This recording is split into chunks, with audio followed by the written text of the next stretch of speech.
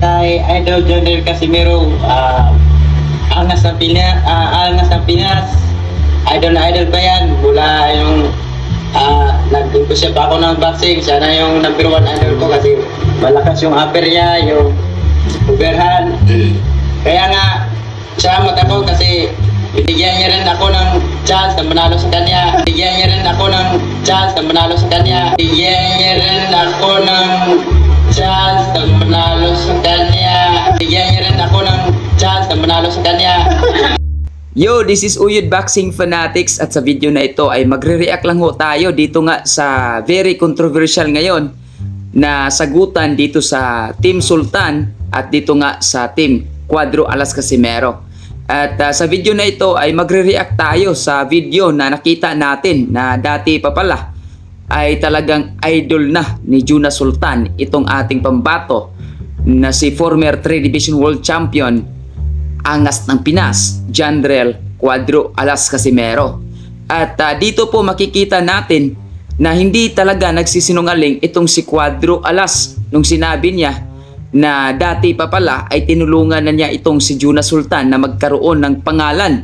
At dito nga sa video na nakita natin ay talagang inamin ni Juna Sultan na talagang binigyan siya ng chance ni Cuadro Alas na manalo sa nung naglaban sila. At alam po nating lahat na nung nakaraang laban nila ni Juna Sultan at ni Cuadro Alas Casimero ay very controversial po dahil marami po talaga ang convince sa laban na si Cuadro Alas ang nanalo.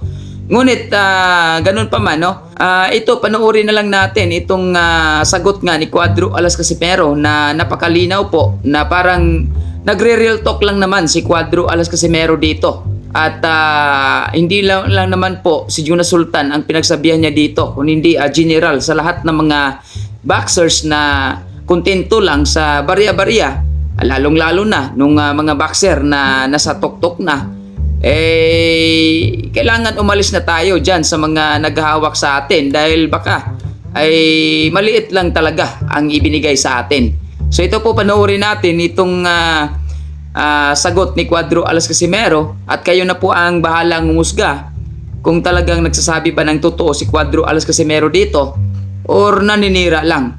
Pero para sa akin wala naman talagang paninira ang sinabi ni Cuadro Alas Casimero dito. Kung hindi ay talagang real talk lang ito at nagbibigay lang ho siya ng babala sa lahat ng mga boksingero na hindi ho tayo magpapaapi sa mga manager or promoter natin. Kung nakikita natin na parang binubuaya na ho tayo, ay may karapatan tayo magsalita sa sarili natin. Lalong-lalo na sa mga boksingero dyan, di ba? Hindi ho pwede na habang buhay tayong manahimik. Kailangan na magsalita na rin kayo dahil karapatan nyo yan na magbigay ng sarili ninyong market value dahil talento nyo yan skills nyo yan, di ba? Kailangan bayaran kayo ng yung tamang-tama talaga. Hindi yung binubuaya kayo, di ba? Kaya nga dito natin makikita na ang isang boksingero kapag talagang tiwala siya sa sarili niya na magaling siya, hindi yan basta-basta na papayag na bigyan lang, babayaran lang yan ng barya-barya, di ba? Dito natin makikita kung talagang malakas ang boksingero ay talagang magpapapresyo talaga yan. Ito yung market value ko, kaya mo bang bayaran? So ito, wag na natin patagalin, panoorin natin itong sagot ni Cuadro Alas Casimero. Ito lang masasabi ko guys yan si Sultan, nakakaawa yan. Alam mo yung kung bakit? Ganyan lang ba yung natatanggap niyang pira kapag lumalaban sa 1 milyon? Kung 1 milyon lang yung tatanggapin mo kapag every laban mo, gutom ka dyan. Umalis ka dyan. Ito, tulong ko to sa'yo. Tinutulungan na kita dati. Pero ngayon, tutulungan pa rin kita. So, hindi ito sa pagmamayabang Ito ay advice ko kay Sultan. Galing sa akin to mismo. Umalis ka dyan. Kung 1 milyon lang kikitain mo, umalis ka. Bakit kayo pa mismo yung nag-offer sa akin? Iba na nanalo na kayo. Pinagbigyan ko nga yung boxer mo na magkakapangalan. Nagkakapangalan ka dahil sa akin. pinabayaan ko na yan.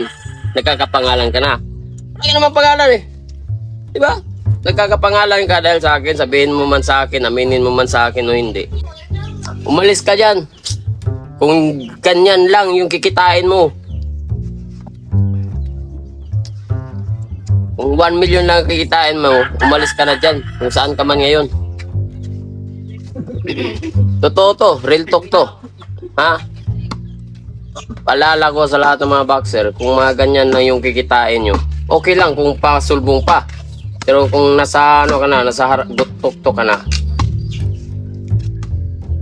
buhay yung kapalit mo tapos kikitain mo lang barya-barya.